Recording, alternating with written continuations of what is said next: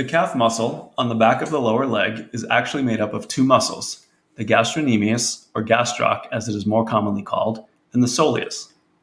The gastrocnemius is the larger of the two calf muscles, forming the bulge that is visible beneath the skin. The gastroc has two parts, or heads, which create its diamond shape. The soleus is a smaller, flat muscle that lies underneath the gastrocnemius muscle. The gastroc and soleus muscles taper and merge together at the base of the calf through a tough connective tissue or fascia, which then connects with the Achilles tendon, which is the largest tendon in the body, and finally inserts into the heel bone or calcaneus. Another deep calf muscle is tibialis posterior. Tibialis posterior is hidden from view by the larger superficial muscles of the leg, the gastroc and the soleus. Tibialis posterior crosses the ankle joint to insert on the plantar or bottom surface of the foot.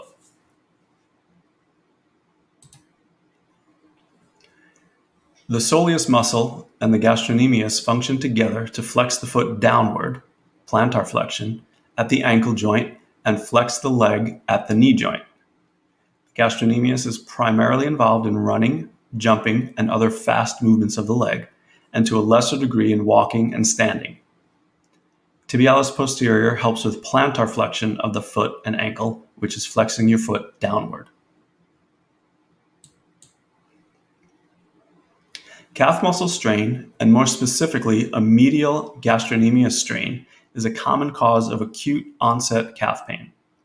Usually this injury occurs during a sports or exercise activity when pushing off suddenly during a sprint or jump. The pain of a calf strain is often described as a sudden sharp or tearing sensation. If severe, swelling and bruising may also occur. It is a common injury among tennis players. Straining of the soleus muscle is commonly a chronic injury that occurs in long-distance runners. The pain is often felt as a deep soreness or tightness in the calf that can be reproduced when bending the knee and dorsiflexing the ankle, pulling your toes back toward your shin. When the Achilles tendon becomes irritated, usually as a result of overuse, a burning pain may develop in the back of the leg just above the heel. Calf pain and stiffness may also be present. If the Achilles tendon tears or ruptures, a person usually experiences severe, sudden pain in the back of the leg, along with difficulty bearing any weight on the leg. Some people report hearing a pop when that tendon ruptures. A perfect example of a movement pattern dysfunction can be seen in a worker who continually walks or stands on hard, flat surfaces, such as a concrete floor in an average workshop or steel floor in high-rise buildings. When a motion is restricted, our bodies naturally compensate for that limitation. Every part of the body is connected, so when motion cannot occur at one joint, the body compensates by getting it from the surrounding areas. In the short term, this works well. It allows us to keep performing and living our lives without interruption. However, as mentioned previously, if these compensations persist, they can cause injury, as the parts of the body that are compensating are not designed to take on those added forces. Tight calf muscles and limited ankle range of motion will affect a runner's performance, as well as a tennis player's and almost any other athlete.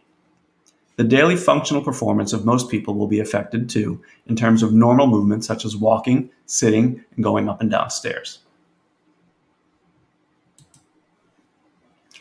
Here are two examples of a calf stretch. The first is a self-stretch that is done by bending at the waist while bending one knee, while also extending the opposite knee and pulling up on the toes. The second stretch you will learn during the stretch lessons later on. This compression focuses on the calf and the hamstring, all the while focusing on the Achilles flexibility through the ankle.